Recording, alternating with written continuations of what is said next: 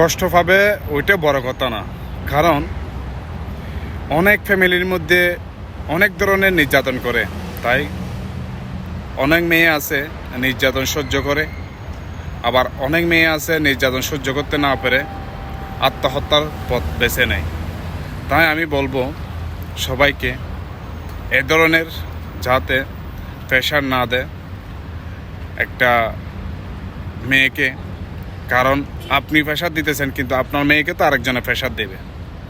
তাই বলতেছি আমাদের থেকে সচেতন হতে হবে।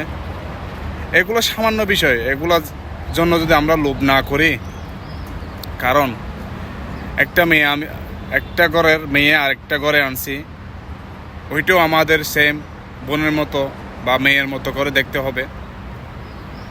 আমরা যদি এভাবে চিন্তা ভাবনা না করি, উনি তো আমার মেয়ে না, উনি তো আরেকজনের মেয়ে, আমার ঘরে আনছি, অবশ্যই দিতে হবে, বেশি করে ইফতার দিতে হবে, বাড়ির সবার জন্য কাপড় চোপড় দিতে হবে। ভাই একটা জিনিস, এদের বাড়িতে সমর্থক থাকতে হবে, সামর্থ্য থাকলে দিতে পারবে। যার কাছে সামর্থ্য আছে হ্যাঁ এরা দিতেছে, কিন্তু এদের কারণে যাদের সামর্থ্য নাই এদের অনেক বিপদ চলে আসতেছে। কারণ একজনে দিতেছে আরেকজনে না দিলে দেখাই দিবে ওই তো ওই ফ্যামিলিতে তো আনছে, তোর ফ্যামিলিতে কেন আনতে পারে না।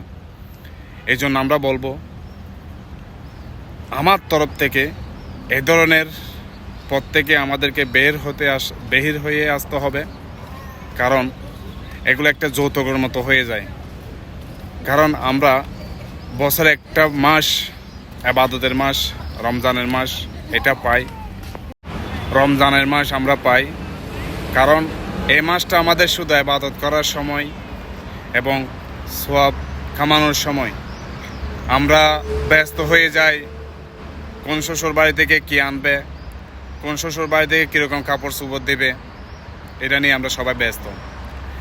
রমজানের পরে আরেকটা ঈদ আসতেছে আমাদের, কোরবানের ঈদ, সেম একই অবস্থা। কার শ্বশুর বাড়ি থেকে ছাগল আনবে, কার শ্বশুর বাড়ি থেকে গরু আনবে, এটা নিয়ে আমরা ব্যস্ত হয়ে পড়ি। তাই আমি সবাইকে অনুরোধ করব, এ ধরনের মন মানসিকতা থেকে আমাদেরকে বের হয়ে আসতে হবে, এগুলা পরিহার করতে হবে। এগুলো আসলে ভালো না, কারণ কেউ দিতে পারতেছে আবার কেউ দিতে পারতেছে না, এই কারণে। তাই আমি বলবো আপনারা সবাই আমার সাথে একমত হয়ে অবশ্যই লাইক দিবেন, কমেন্ট করবেন আর সাবস্ক্রাইব করবেন। আসসালামু আলাইকুম ওয়া রাহমাতুল্লাহি ওয়া বারাকাতুহু।